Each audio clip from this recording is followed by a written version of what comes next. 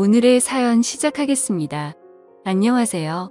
저는 편의점 4개를 운영하고 있습니다. 4군데를 제가 돌아가면서 관리하고 보통은 알바생들이 상주하는 시스템입니다. 2호점 평일 야간 알바가 원래 근처 대학교 학생이었는데 이 친구가 어느 날 군입대 문제로 그만두게 되었습니다. 그래서 새로 알바 고직 공고를 냈고 이게 사건의 시작이 되었습니다. 2호점이 직영점이라 평일 야간은 11,000원인가 줬어야 했던 걸로 기억합니다. 보통은 직영점 평일 야간은 그만둘 때 전임자가 지인에게 넘기는 편인데 이번엔 그러지 못했습니다.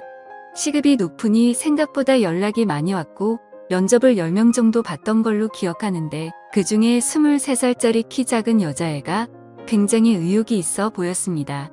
지방에서 올라와서 현재는 휴학 중이라는데 부모님 손 벌리는 것도 정도가 있다고 생각해서 지원했다고 했고 그 마인드가 기특해서 기꺼이 그 친구를 뽑았습니다. 처음 한 달 정도는 일을 무난하게 잘했습니다. 편의점을 4개나 굴리니까 알바생 숫자도 꽤 되어서 나름 사장을 합시고 분기별로 알바생들 모아다가 조촐하게 회식을 합니다. 회식일에 봤자 근처에 싸구려 고깃집에서 삼겹살에 소주하는 정도지만요.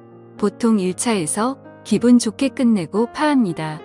회식이라도 시간이 늦어지면 아내가 항상 화를 내곤 했으니까요. 저 아내 말 잘 듣습니다. 3분기 회식이 되었고 새로 뽑은 여자애도 그 자리에 참석했습니다. 저도 나이가 젊고 알바 애들도 다들 20대이다 보니 분위기도 화목하고 서로 죽이 잘 맞았습니다. 1차가 거의 끝나갈 때쯤에 이제 집에 가려고 하는데 새로운 여자애가 술이 좀 취했었나 봐요. 갑자기 저를 붙잡고 사장님 2차 가면 안 돼요? 하더라고요. 저는 사실 집으로 귀가하고 싶었는데 그날 분위기도 괜찮고 해서 5명이 2차를 가게 되었습니다. 2차는 삼겹살 이후 맥주였습니다. 여자애 2에 저 포함 남자 3이었는데 2시간 정도 지나니 저와 신입 여자 알바생 1호점, 남자 알바생 이렇게 3이 남게 되었습니다. 그런데 신입 여자 알바생이 정작 본인이 2차 가자 하고서는 별 얘기도 안 하고 멍 때리고 있길래 이제 슬슬 집에 가자 하면서 일어나려고 했습니다. 아직도 진짜 생생하게 기억나는데 그때 그 신입 무릎에 눈물이 두둑하고 떨어지더니 갑자기 우열하기 시작하는 겁니다. 호프 집에 있는 사람들이 다 저를 쳐다보고 전 너무 당황해서 숙자야 너 갑자기 왜 그래? 하고 물었고 상황 수습을 하려고 최선을 다했습니다. 같이 있던 알바놈도 당황해서 어쩔 줄 몰라 했습니다. 시간이 지나고 조금 진정됐는지 그 신입 여자 알바생이 말을 합니다. 사장님 둘이서만 얘기하고 싶어요. 라고요. 뭔 일인가 싶었지만 순전히 사장으로서 이 상황을 피할 수 없었기에 알았다고 했고 남자 알바생에게 괜찮다며 집으로 돌려보냈습니다. 그리고 얘기해보라며 그 여자애와 맥주 한 잔을 더하게 되었습니다. 얘기를 하자고 해놓고 여자애가 별말이 없길래 무슨 일인데 그러냐 말을 좀 해봐라 하고 자꾸 부추겼습니다. 제가 성격이 다른 사람들 좀 받아주고 그래서 대학 때부터 이런 식의 여자애들의 고민 상담 같은 게 많았어요. 지금의 아내도 원래 학교 후배인데 이런 식으로 고민 상담하다가 눈 맞아서 연애하다가 결혼까지 했거든요. 제가 잘 구슬리니 썰을 풀기 시작했는데 썰의 내용은 이렇습니다. 동양에서 올라온 학교 선배랑 사귀고 있는데 반동거 상태이며 임신을 해서 어쩔 줄 모르겠다. 사는 게 너무 힘들다. 뭐 이런 내용이었습니다. 일단은 제가 잘 달래고 따뜻하게 위로해주고 무사히 집에 돌려보냈습니다. 이때까지만 해도 사장님 너무 고맙고 착한 사람이라고 감사하다고 연신 굽신굽신했었지요. 그렇게 무사히 회식이 끝났고 그 후 며칠 더 일을 나오다가 그 아이에게 갑자기 전화가 왔습니다. 당장 급하게 병원을 가야 되는데 며칠만 일을 쉬면 안 되겠냐고 합니다.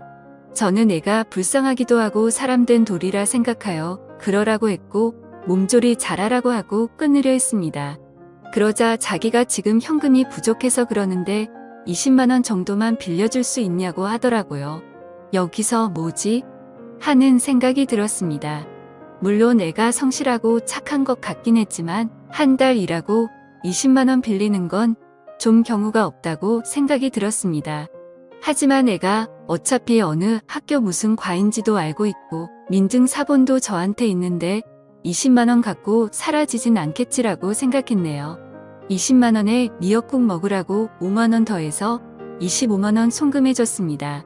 나 좀 괜찮은 사장인 것 같다고 혼자 뿌듯해했고 3일간 그 여자의 땜빵을 제가 메꿨습니다.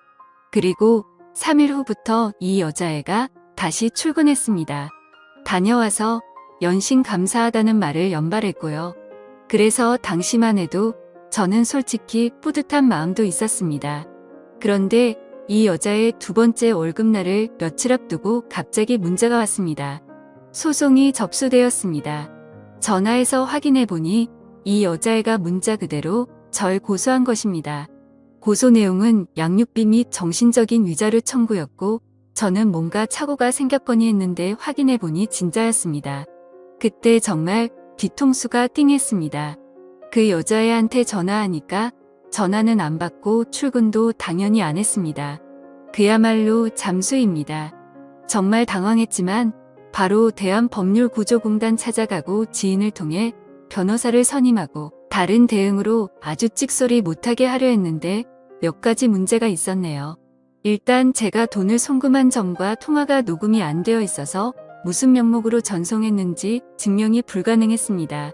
이때 착하게 살면 정말 손해인 것 같다고 많이 후회했습니다. 이 여자 알바생이 아주 제대로 노린 거였습니다. 그리고 회식날 호프집에서 다른 알바생을 집에 보낸 것도 문제랍니다.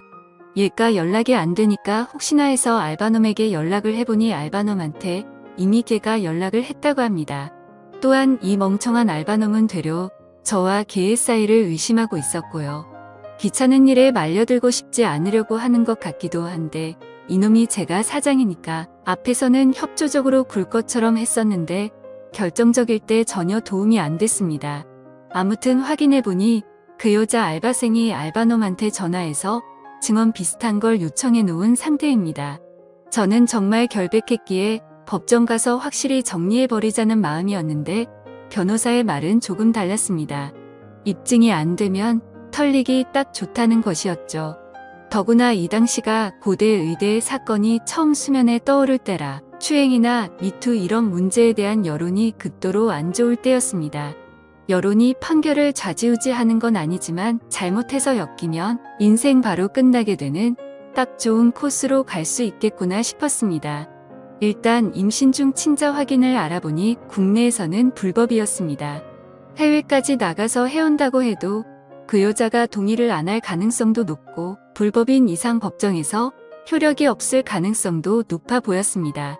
그래서 출산까지 기다리기 위해 맞고소 준비도 하고 변호사의 도움도 받아 최대한 시간을 끌었습니다. 그 와중에 그 여자네 집도 찾아보고 했는데 문은 절대 열어주지 않았습니다.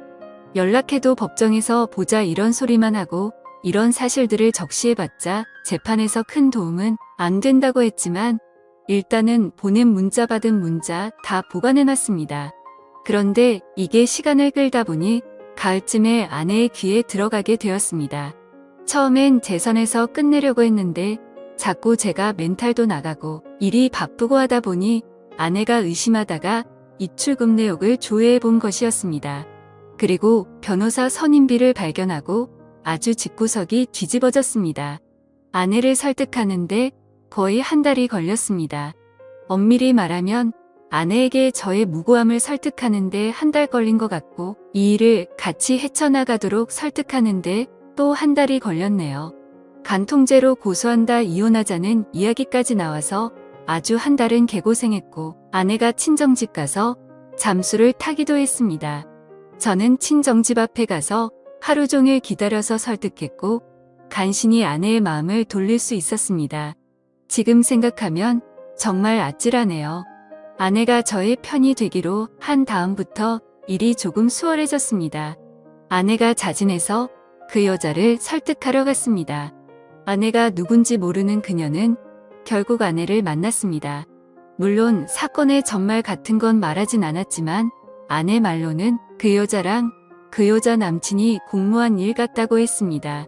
처음에 저를 그렇게 괴롭히던 아내가 이제는 제 편이 되어서 적극적으로 나서는 게 정말 다행이었습니다. 그리고 아내는 그녀에게 친자 확인 검사까지 하자고 했답니다.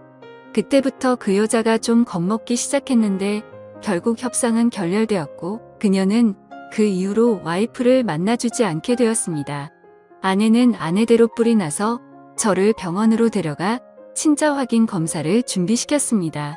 그 여자가 출산을 하면 친자 확인 검사를 하고 바로 승수 후 맞고소하자고 부부끼리 대동단결했습니다. 그러던 와중 아내가 임신을 하게 되었습니다. 임신을 하고 나서 아내의 멘탈은 더욱 강해졌고 오히려 저희 생활은 안정적이 되어갔습니다. 역경이 있으며 부부는 강해지는 것 같네요. 갑자기 11월쯤 그녀에게 청천벽력 같은 연락이 왔습니다. 그 여자가 2주 전에 유산을 했고 지금은 퇴원했다는 겁니다. 이미 태아가 없어져 버린 상태라 친자 확인은 물 건너간 상태고 법정 공방은 점점 미궁으로 빠져들게 되었습니다. 우리 측 변호사도 그때 친자 확인을 피한 것이기 때문에 저에게 상대적으로 유리해졌지만 물증이 날아가 버린 상태이기에 아마 일방적인 승리는 어려울 것이라고 말했습니다. 오히려 합의를 추천했을 정도였고요. 실제로 그때 합의 가능성을 보여주면서 저에게 연락을 해왔습니다.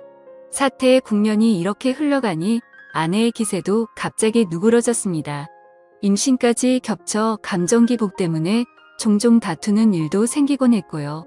그러던 중 저를 구원할 한 줄기 빛이 내려왔습니다. 친자 확인 검사를 위해 준비한 검사의 결과가 나왔네요. 그리고 저는 무정자증임이 밝혀졌습니다. 기쁨과 동시에 좌절이 동시에 몰려왔죠. 그 길로 저는 제 서류를 그 알바생에게 보내기 곧바로 꼬리를 내리면서 고소를 취하였고 저는 제 아내에게 가서 서류를 내밀면서 물었습니다. 내가 무정자증이 나오는데 넌 도대체 누구시로 임신을 한 거냐고 말이죠. 그러자 아내는 펑펑 울면서 잘못했다고 빌더군요. 얘기를 들어보니 제가 바람이 난 줄 알고 친정집에 가서 잠수를 탔을 때 딴 남자와 사고를 쳤다고 자백하더라고요. 참 이게 웃어야 할지 울어야 할지 난감하긴 했지만 차라리 잘 됐다고 마음을 다잡았습니다. 그 자리에서 우리는 너의 규칙 사유로 이혼한다고 통보를 했고 지금은 이혼 절차를 진행하고 있습니다. 참 아이러니하네요. 이상한 알바생 때문에 일이 꼬였다고 생각했는데 오히려 조상이 도운 기분도 듭니다. 여러분들 생각은 어떠신가요? 제가 이렇게 이혼을 강행해서 끝을 내는 게 맞겠죠? 현명한 댓글 달아주세요. 재미있게 시청하셨다면 구독, 좋아요 부탁드립니다. 감사합니다.